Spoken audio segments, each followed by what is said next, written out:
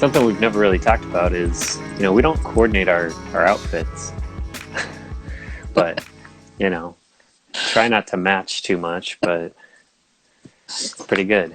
We give enough gear out. We should be okay with rolling the dice. There's enough stuff. Yeah, we've got enough different shirts, different tops, different things that we should be good to hardly ever match. Yeah. So I'm excited to talk with you today about our guest from this last week, Jenny Simpson. Yeah. What a fantastic time. Yeah, it was pretty great. She's a very engaging, enthusiastic person to talk to, so it was cool. Real genuine, and I don't think any better representation of that. She actually mixed up her days and showed up, late to our talk, but still came and was very, very thoughtful, and helpful throughout the whole talk. Yeah,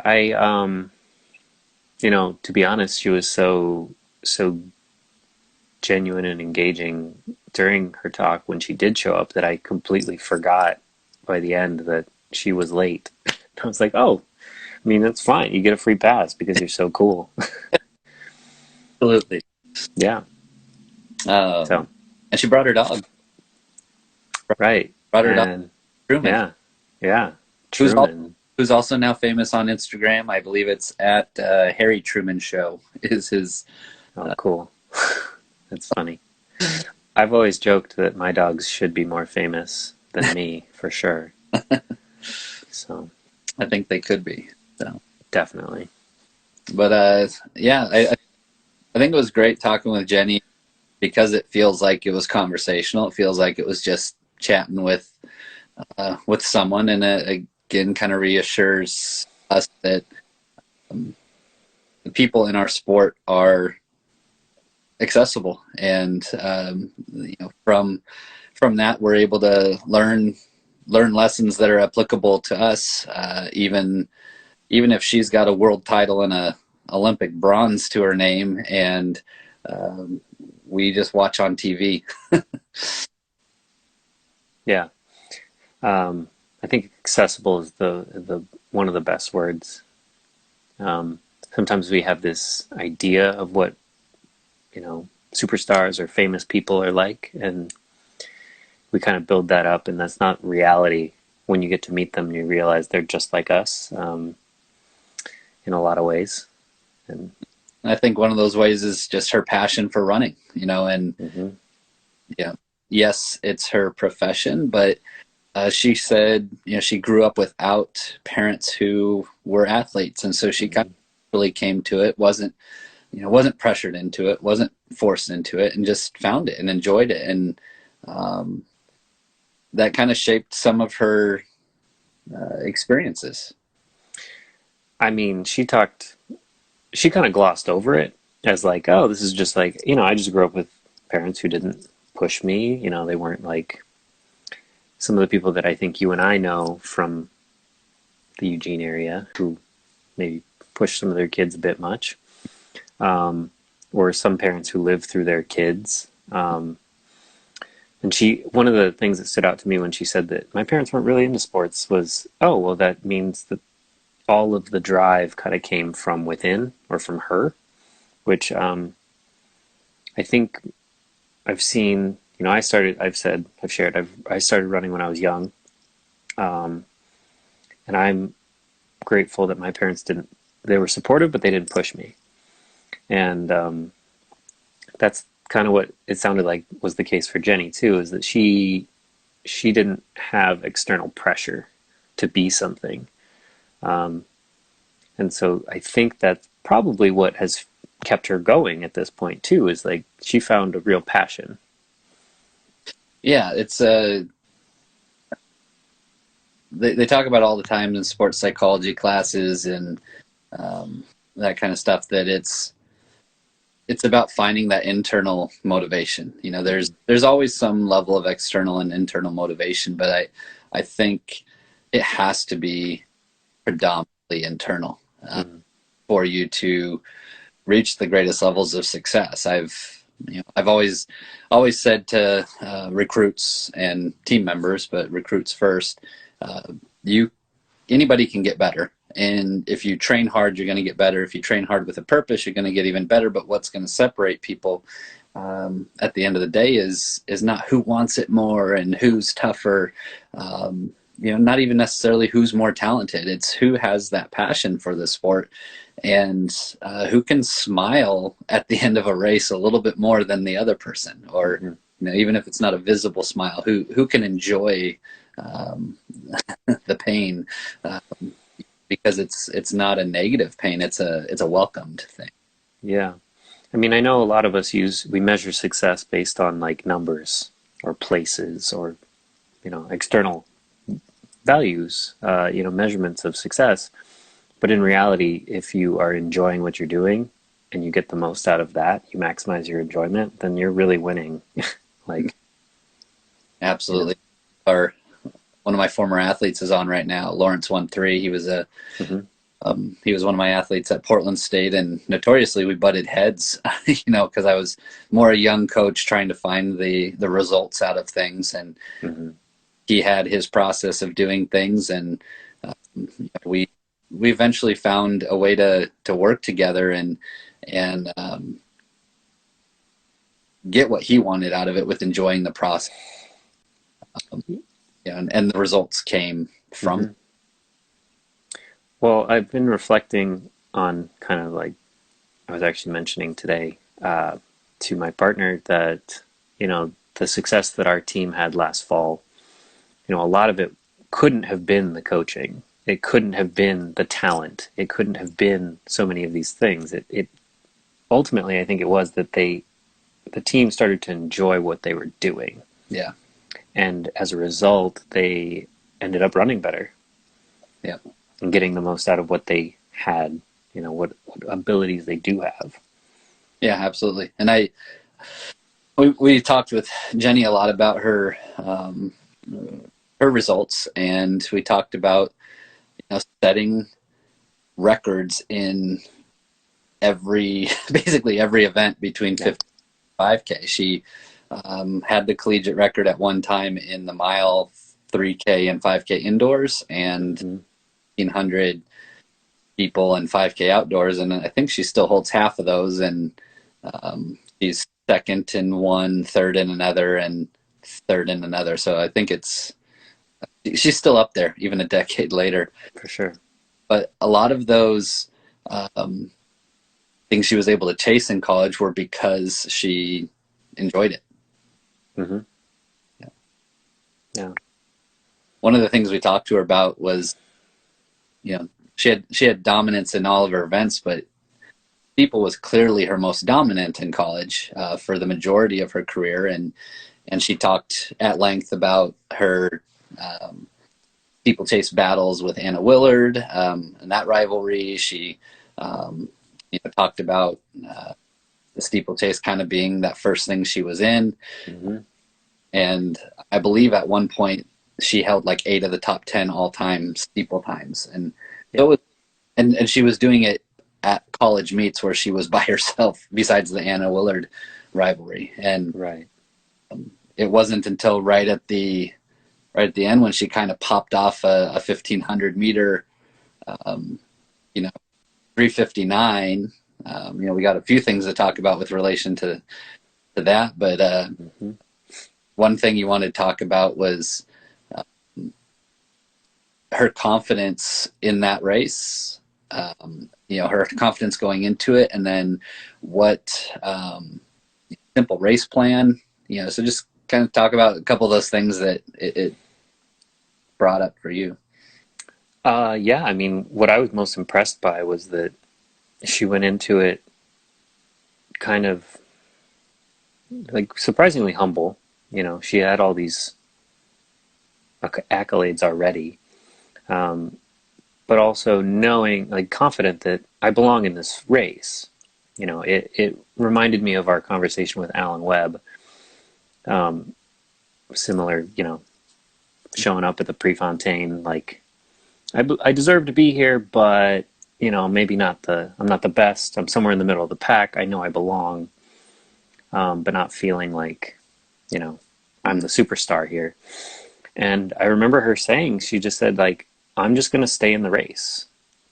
I just want to stay in the race and run a good race. And it was a super simple plan. And she said that she and her coach worked that out. And it was like, it ended up being the thing that, like, she was almost in disbelief at the end when she realized, like, oh my God, like 3:59. Yeah. Whoa. Like, yeah, it was pretty cool. And I liked that because I think what was impressive to me is that distance runners tend to be smart, and they tend to be cerebral, and they tend to be stuck in their own heads a lot. And so for her to be able to like turn it off, because she is a smart person, you could see that in our conversation and the way she thought about things. But she kind of like put that aside for a little bit, and the amount of success that she was able to have when she just kind of did it without, cluttering her, because thinking often takes a lot of energy too. Yeah, she didn't have to. She didn't think about some of the minutia. Some of them aren't necessarily relevant.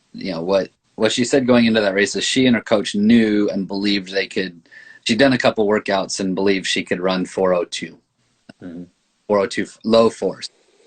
So she had the confidence that she belonged there, even if she wasn't then going up and down the line thinking, well, what's her PR? What's she trying to do? How fast is she going to run? What's the pace going to be? She just said, I belong here, and let's keep the race plan simple. Yeah. As surface as it might sound, the most important thing I think in that is that she believed she belonged there. Like that's definitely a requirement before you can't just go to any line and be like, well, I'm on the starting line and happens. You have to that you belong there for anything positive to have a real happening. And similar to Alan, he believed he belonged there. He knew what he was capable of, and you just put yourself in a position to not think about all the externals, and you belong. Get in the race and then react when it's time. And I think if you go back and watch that pre-race, and then she talks similarly about the World Championship race, you can see a point in each of those races where all of a sudden that belief in belonging turns into belief in competing. Yeah, definitely. So she then, one of the things she talked about, we asked her, kind of a decade old question now is, why didn't you stay with the steeple? You dominated that, quote unquote, the most in college. And then you had this big breakthrough in the 1500. What kind of, most people go longer. Most people would say, great, you have this speed in 1500 that maybe most people don't have. Most people are coming from the 1500 or coming to the steeple from a strength standpoint. So why not take that and move on up? And I think the phrase you used was, or the phrase she said was, once you run 3:59 and once you kind of win a world title in the 1500, you become a 1500 runner. And the comment you had made to me was being put in a box after success. So kind of share what your thoughts were about. Yeah, I mean, it kind of goes back to me. I draw the connection between having a family that's not putting expectations on her. I think that sort of, the success in the 1500 and that running that 3:59 kind of put her in that box and put those expectations on her in a way that she hadn't really experienced maybe. And I think sometimes expectations can help, just like anything else. They can be a tool or a weapon depending on how you use it. And so I was, I mean, as great of a 1500 runner as she is, I'm a steepler. You're a steepler.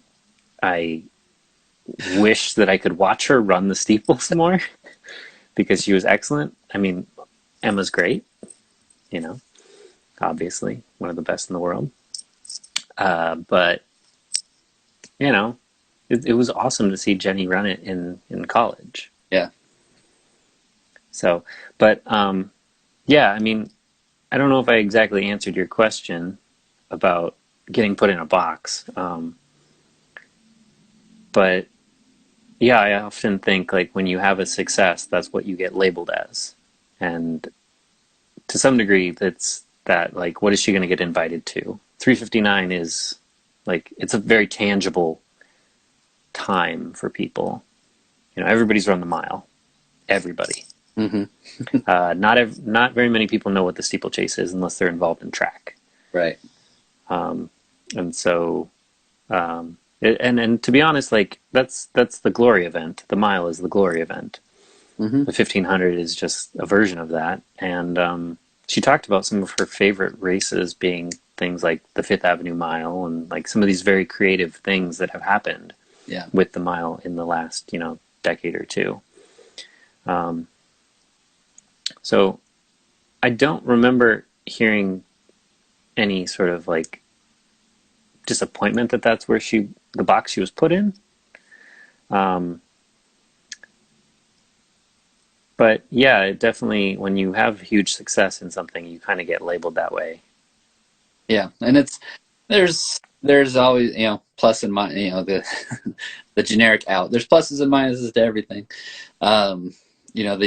The advantages of it for her are clearly that it is one of the glory events of the sport, and as it is her profession, it probably affords some additional opportunities and additional finances. Let's be real to be in that, and until recently, the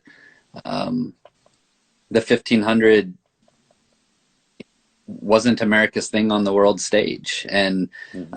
I think they said when Jenny won, the last American to medal was when Mary Decker won it in '83. So 28 years between it. Yeah. And then all of a sudden the steeple was coming on with Emma and I'm forgetting the other names. Quigley. Yeah. Is it McGee? Corey McGee and Yeah. a New Mexico runner that I think actually surprisingly won or beat Emma recently. I'm not great with names, but Yeah, me neither. but the 1500 is Jenny kind of spurred the she might have spurred the interest in the steeple and then the 1500. So she kind of created the tidal wave in the steeple and moved on and now she's doing the 15. But the positive sides of, or the thing to be aware of when you get put in a box is to make sure that you still challenge your other abilities and you're not just only labeled as something that you do have worth and value outside of just that. I think one of the things she also mentioned was kind of during her college career, she will kind of switch back to that. She was labeled as one of the most dominant ever, so on a more broad scale, she was put in that box, one of the most dominant collegiate athletes ever. And Yeah. the one thing from her resume was that cross country title. But she had great success during her first couple years, especially Sally Kipiego, was in her, not just in her, not just nationally, but in her conference. So she conference, regionals, nationals, didn't really even win those.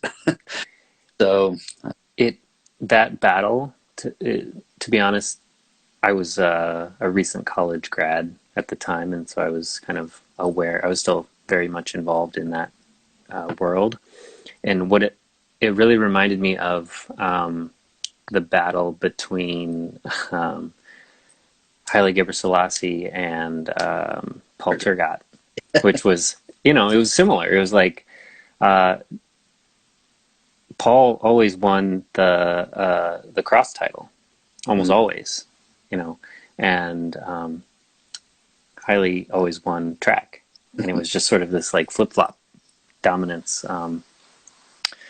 So it reminded me of that. I also kind of related to the elusiveness of that like title. um, I spent the first 3 years missing my title. um, Finally, as a senior, I got it, and so I felt it. And you know, I don't know if I remember exactly what Jenny said about. She didn't really say much about feeling like she missed out too much. No, she wasn't. I guess what I was maybe trying to say is, as a distance runner, that cross title might be that kind of king of the mountain thing. Track gets a little bit more glory than cross in some ways. It's a little more tangible for people, as real as cross is, and as get on the line and everyone runs. We're not even going to create heats. Just this big mass, go for it. As simple as cross can be relative to track. People understand track a little bit better, I think, and but that cross title, because there's only one, you aren't avoiding the 1500 runner by doing the 10K. You aren't avoiding the 5K person by doing the steeple. Everyone's there. So, I think she really wanted that title, and it was being put in that box, whether she really directly said it or not. I think just tangentially we can say wanting that title, and that was when she let the pressure kind of get to her, and she, like you're saying, that letting the pressure of that title, or that people saying that about you, maybe that was a piece of it. And a quote that she said was, when you put your whole effort into something, you are going to experience failure. And yeah, I am remembering that now.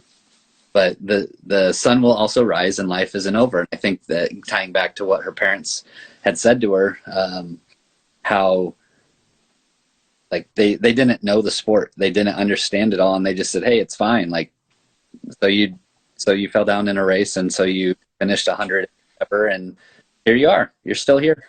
We're still. Yeah, I'm remembering now. I'm looking back at my note there, and it was because I kind of mislabeled it. Yeah, it was like after a setback, that yeah, the sun rises the next day anyway. Yeah. It's not, you realize that it's not such a big deal. But yeah, I do think sometimes when we put big expectations on ourselves, sometimes we're setting ourselves up for a bigger fall if it doesn't work out. So I liked the maturity that she showed in that description. I thought it was wise. Yeah, and especially for someone who's had so much success. And it's not that I did not get the impression that it was, I'm going to brush off the failure. Like, it's fine because I've got these other things, so that's fine. I think it would still be meaningful to her if she had won that. But I think she's showing a great ability to not let any of her successes or failures define her. She, just go back to how casual and conversational she was with us. She did not let her world title or her bronze medal or any of all the records make her feel any different than us on that day, and that was great. Yeah. She talked about kind of along the lines of experiencing those failures and kind of expecting that failures are going to happen. One thing that she said, I believe she'd said her coach, I don't know if it was Whatmore, but if she's saying it now as a coach, but in a coach capacity, she said she repeats frequently, the days are long, but the year is short. Mm-hmm. So kind of share your interpretation of, Yeah, I mean, it was nice to hear that because, well, it was something she said. She tells the current Buffalo team, she's a volunteer assistant for the Buffaloes right now, and it reminded me of something that I used to say, which is each individual day does go by slowly, but before you know it, years pass, and it's sort of like you have to have a short memory, I guess, to some degree when it comes, especially when it comes to failures. Mm-hmm. You have to kind of like, well, I didn't do it today. That's okay. But each individual little step adds up to the big goal of the year. It's also kind of a mind trick a little bit sometimes that like the days go by slowly, like the hours of the day sometimes go by really slow. But before you know it, like a month has gone by. Like, how long has this quarantine stuff been going on? Oh my God, sometimes the days are interminable. Yep. But I mean, honestly, it's been like, what, a month and a half since we stopped having regular practices? Yep. And I think the takeaway I got from it was don't make today's problems bigger than they are. Hmm. Problems can be an all-encompassing phrase for just whatever your task you have. You know, technically any task is a problem because it's something between you and the end of the day. Hmm. You know, and one of the people we spoke with yesterday that we'll talk about in a week or two, she had mentioned that she practiced upwards of 7 hours a day. And if you think about that, if you write out all your tasks or all the things you need to accomplish today, that seems really, really long. It might seem daunting. It might seem insurmountable. You might question why you do this. But if you looked at it from the global view, from the year view, and you said, well, what do I have to do to get from here to my goals? And it's just, I got to go to practice. And that feels easier. Mm-hmm. So when you look back at today, was today's bad workout really that big in the grand scheme of things? Was this injury that lasted a couple weeks and it took you right out of the heat of your season? Was this virus that shut down a whole season? Like, are those really that big in the grand scheme of things? And you know, it seems very, very frustrating and challenging in the moment because you're in the moment, but that day is long, but the year is short. This mm-hmm. too pass. Yeah. Yeah, and I mean, I do know that it's real hard. I want to acknowledge that, like, yes, it's really painful, especially like we talked about that yesterday quite a bit with regard to the seniors and how they were handling this and all of that. And the feelings are real. The feeling of loss, the trauma, as we've talked about, is very real. And it's okay. And that's okay. And you should process it and express it in some way that's somewhat productive. But also, the sun rises again, and you've still got to, you know, we've talked, you and I, about setbacks. And I feel like we're drifting a bit off of Jenny, but we should probably come back to it. But it's that, you know, you can learn something from a setback and still not let it totally derail you from your bigger goal. Yeah. And I think that was her story about, you know, the days being short or the days long and the years short. That's it. Yeah. It feels so contradictory in our heads. It does, because our brains don't work like that. And maybe that is what makes it challenging to move past these setbacks is our brains are wired to think the opposite way, that the day is really short and, you know, the year is a long ways away, you know, but yeah. You know, raising a kid now, you know, he's nearly 2, and looking back at pictures from just a year ago, you know, the change is amazing. And I've started commenting on how quickly people can learn and how we can apply that same thing with my 2-year-old as I can the kids at college. Yeah. One of the things she mentioned, we'll swing back to Jenny, that sometimes you just got to prepare for, and it's similar to what Nick Willis had said, plan for the long game. But she mentioned sometimes you just got to prepare for what's next, even if you don't know what that next is. You just got to put yourself in the best situation for what will eventually come. Yeah.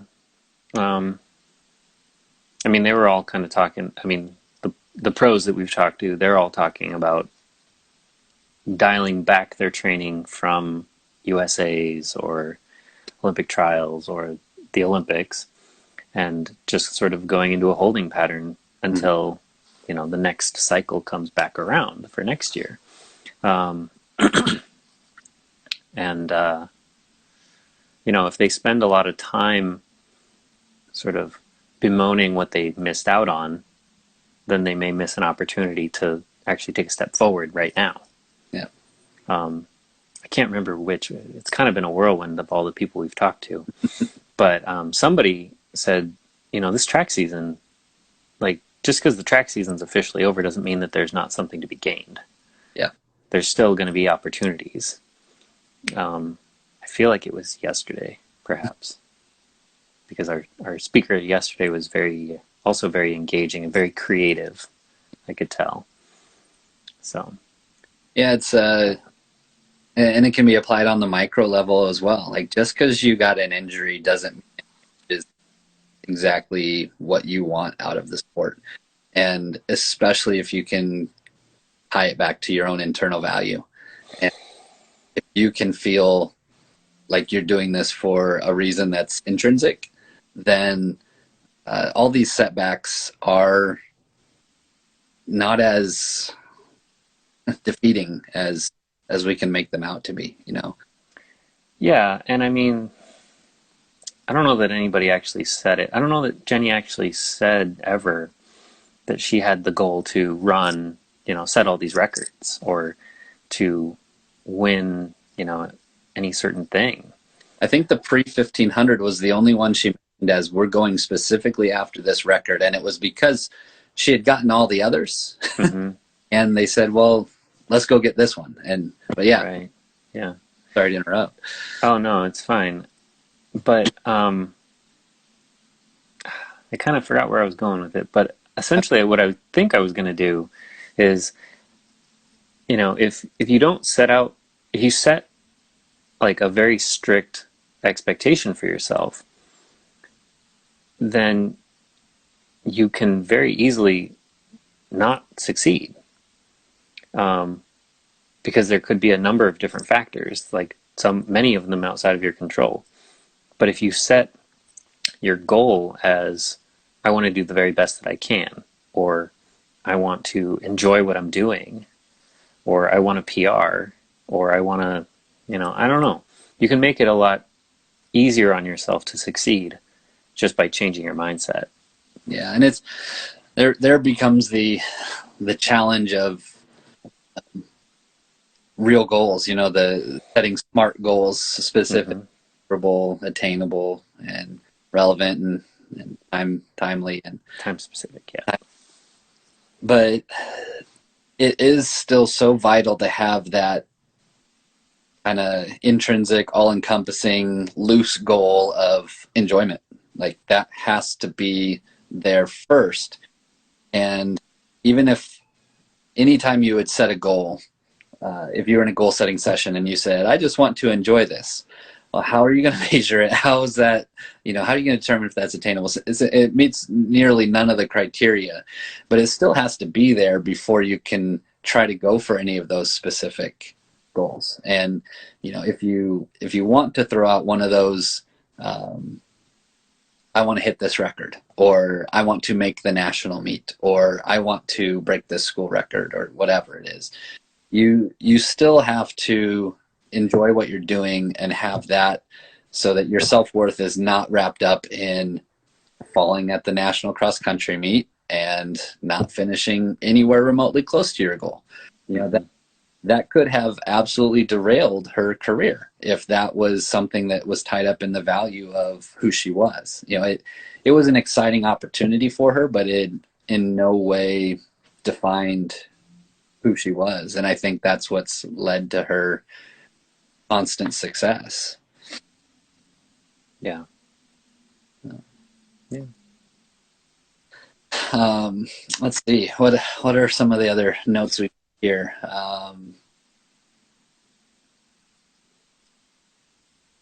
I think kind of going back to or just the preparing for what's next. She talked about how she feels like she can get ready for anything in just about 12 weeks, and with great specificity. And that kind of caught my attention from the microcycle, mesocycle, macrocycle brain of a coach, that 12 weeks is roughly the time of a season, a cross-country season, an indoor season, an outdoor season. Yeah. That's roughly what it is. And what kind of what are your takes on the challenges of running 3 seasons? If she's saying, I can do all this foundational work, I can do all this general, all-encompassing work, and then in 12 weeks I can get ready. What were some of the challenges you had as an athlete of a 12-week season back-to-back with a 12-week season, back-to-back with a 12-week season? Give or take the exact number of weeks. Man, I wasn't really prepared for that kind of to turn it on me, I guess. We'll talk about my interview with Jeff. Yeah.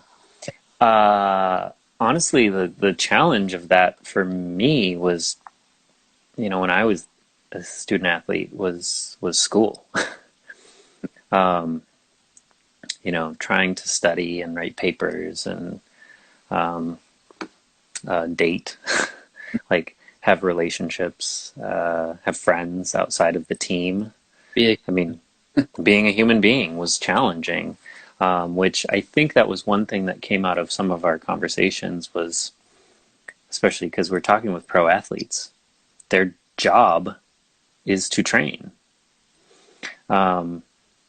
I think as a student athlete in college, I remember our team saying, like, there are 3 things, or there are 3 things and you got to pick 2.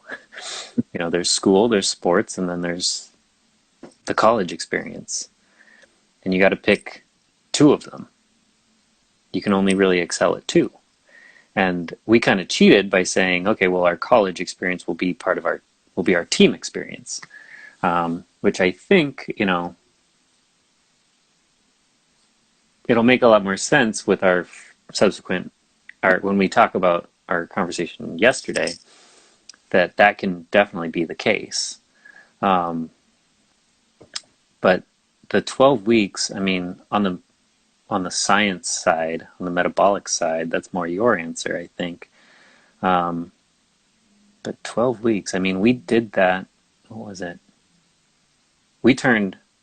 Our team turned around last year in 2 months. Yeah. A month and a half, maybe. Mm-hmm. So, it's definitely doable. I guess sorry, I don't know exactly what you're fishing at. No, it's more, I guess this is more, less, maybe we know the answer to this one, then we're just spitballing a little bit, but, does trying to run 3 seasons highly competitively slow long-term growth?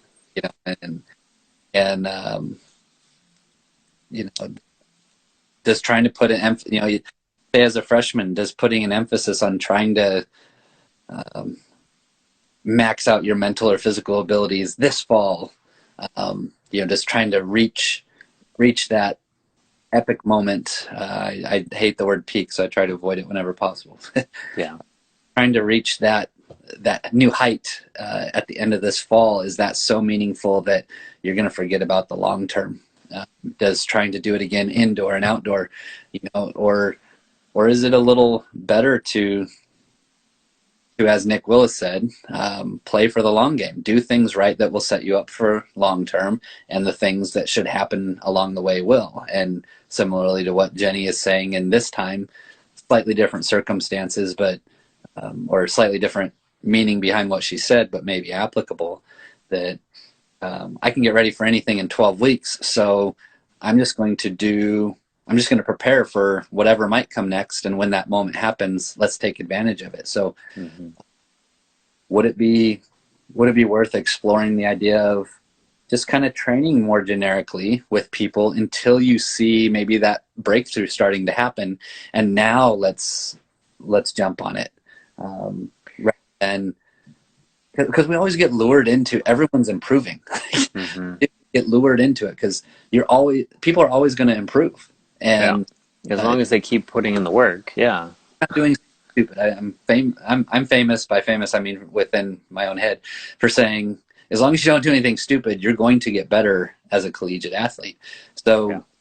do we get lured into our training is working just because people are getting better, or could we maybe take a different approach of let's just play for the long term? And when you see that breakthrough, when people feel like, hey, coach, I feel like my runs are going better. Maybe that is the breakthrough that, hey, now let's be a little bit more specific and capitalize on this for the next 3 months. And this is going to be that big breakthrough.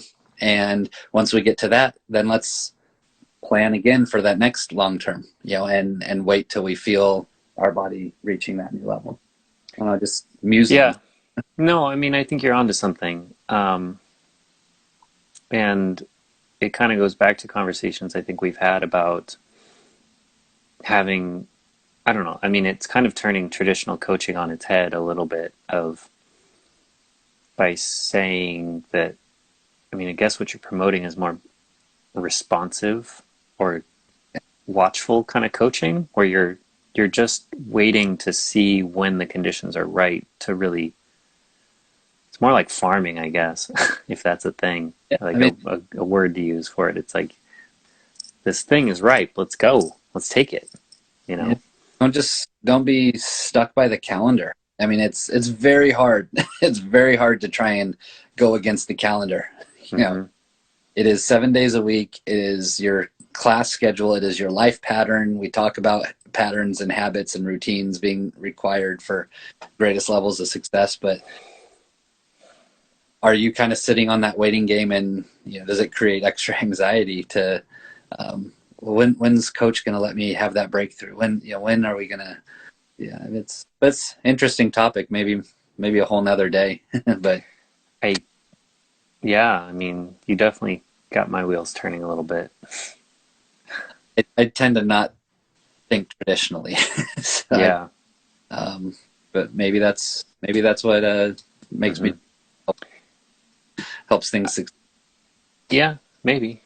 Uh, It, this conversation, this topic kind of segues into one of the notes that we have, I think, or at least something that I wanted to talk about with regard to Jenny's conversation with us, if that's okay. It was running by feel, yeah. which I think is a concept that I remember. I remember that she mentioned, um, the time before GPS watches, and I was like, yeah, I mean, I remember having to not even having a watch at one point, and it's like, okay, I'm gonna go run like 4, 5 miles, and so I was like, okay, I'll go run for 30 or 40 minutes, Mhm. and I would check the time when I left my house, and then I'd go and run and just kind of estimate, and then come back and, oh, that was 45. Oops. Okay. you know, um, and I think to some degree this is also a deeply philosophical. It could be, we could go way down the rabbit hole if we wanted, but I don't think we should. Not today. Not today. Um, but it was really refreshing to hear that um, from a really successful athlete. Hmm. Um, I don't know if you had any thoughts on that. Yeah, I mean, science is necessary. You know, you've got Roger Bannister, who proved you're not going to explode the heart and die by breaking 4 in the mile. And he was very, very rigidly scientific, you know, and great advancements come from that. But like you said, oftentimes we're very cerebral people. And if we think too much about something, we might limit. You know, Hmm. if she could run 402 and holy crap, she ran 359. You know, if she would have been trying to be cerebral about it in the moment, hearing the splits, analyzing the splits, whatever, you might actually have, you know, she might have actually held herself back. And so I think Yeah. there's clearly a time and place for understanding the parameters of science, but you have to know how to run by feel. And a lot of what I do, and I know it challenges our kids because they're very cerebral. They want numbers. They want that feedback. And I'm like, I don't care what your pace is. Just, you know, here's the range. Like this is Hmm. now today. So I think understanding how to run by feel is something that's not normal anymore because we get so much external feedback. We have so much science thrown at us. The GPS watch, the hitting splits, using pace calculators, using estimates from this workout to produce this result. And we forget to understand how we feel. And if if we're if we're just always looking for external sources, again, kind of going back to what's the intrinsic reward versus extrinsic reward of running. If we're always looking for the extrinsic outside external motivation or feedback, we're setting ourselves up for failure because we're not in control of that. If Yeah. we run by feel, if we, as she said, the perception of the run was the feedback for her. And that gives you a lot of value in understanding the work you put in that day Yep. and how you felt that day. And I think it goes back to our parents not being people who focused on that external feedback, you know, not understanding running or sports, period. Just understanding the value of human. Yeah. And I think probably the last point we've got here, that her her most memorable places, like her most memorable, it was kind of a shocker to hear. Yeah. And I even put the poll up on Instagram, on our team Instagram, of what where do you think Jenny got her most memorable experiences from, the filled massive Olympic stadiums or the empty stadiums? And more than 50% of people said the filled ones, and they're wrong. Yeah. Yeah. I mean, I loved hearing that because some of my favorite memories of running were post race, like cool down with a teammate who was in the same race. You come back and like the track is empty, you Uh, know? share, I guess I didn't specifically say, but share what she said her favorite Yeah. memory. Was it Doha? It was just that, and she might have said one or two other races, but Yeah. just Well, yeah, it may have been a very specific race. I don't remember, but she said that her favorite memory was coming back like an empty stadium after the meet was over. She had run a good race and she was there with her coach and her husband, and that was it.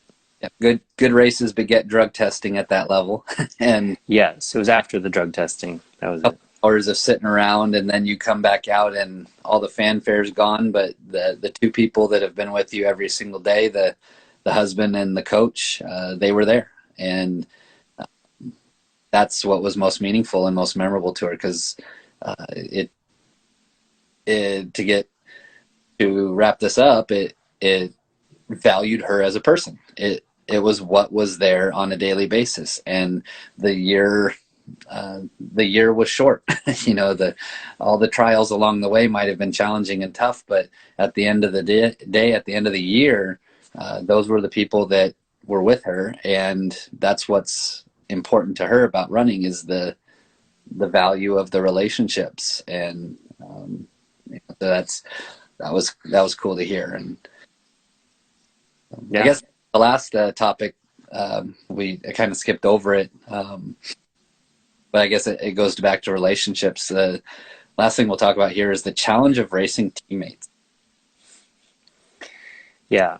I remember her saying those were some of her most difficult races were where she was running against teammates, Loved, competing. Yep. likes with them, loves cooling down with them, but the mental challenges of racing a friend. Yeah.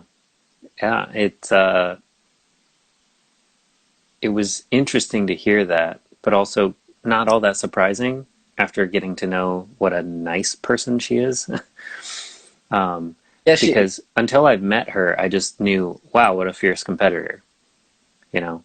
And it was amazing to hear that, like, oh, I didn't want to hurt anybody's feelings by beating them or like, wanted them to succeed, and yeah, it's another challenging thing. Like, how do you want someone else to succeed while also succeeding for yourself? And so it's.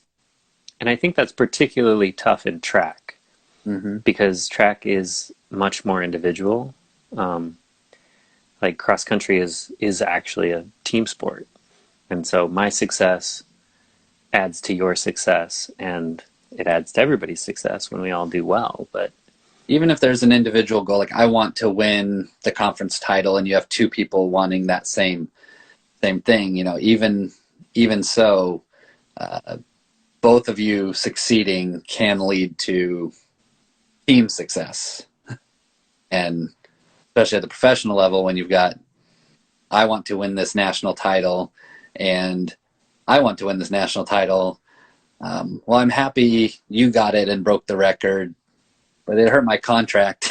It hurt my earning capabilities. yeah, It was I guess it was good to hear again the genuine nature of who she is, and that you don't have to be that ruthless, cutthroat person to have the opportunity to succeed, and you can.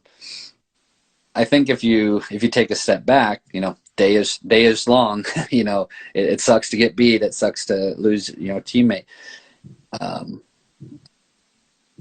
it sucks to lose to a rival college team. If you take this to our level, yeah, if there's a recruit that wants to come to our school or is considering our school, but really wants to, might be a better fit somewhere else, it might suck to lose that recruit to another school. It might hurt even more to help that recruit say, hey, go to this other school. It's my rival, but go there. mm-hmm. You're a better fit. But at the end of the day, if you think about it, it gives you the opportunity to make sure you hold yourself accountable to being your best. Yeah, If Jenny gets beat by a teammate, it gives her the chance to say, all right, how can I make sure I'm better? And this person who just beat me is with me every day.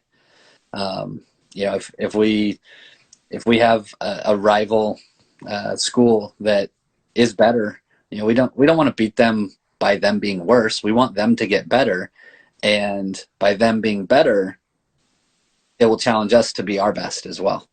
And we can, if other teams can get better and we can still beat them, now we're really heading towards that path of becoming our best. So, it's great to be able to take lessons like that from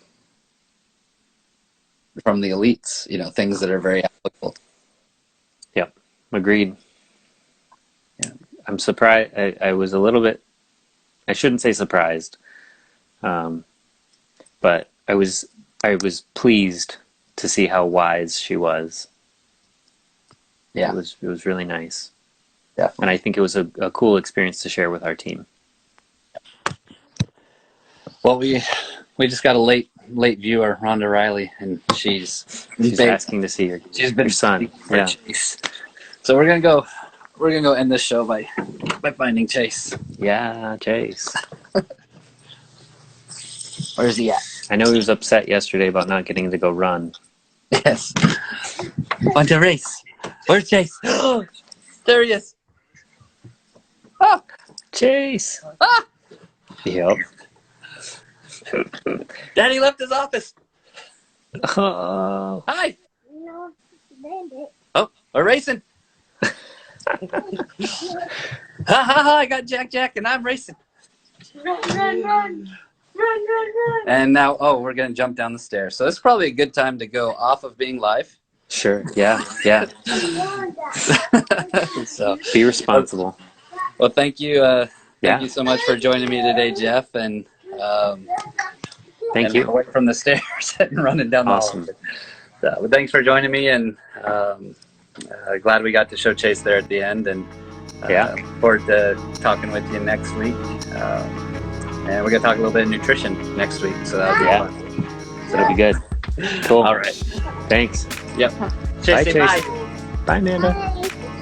Bye.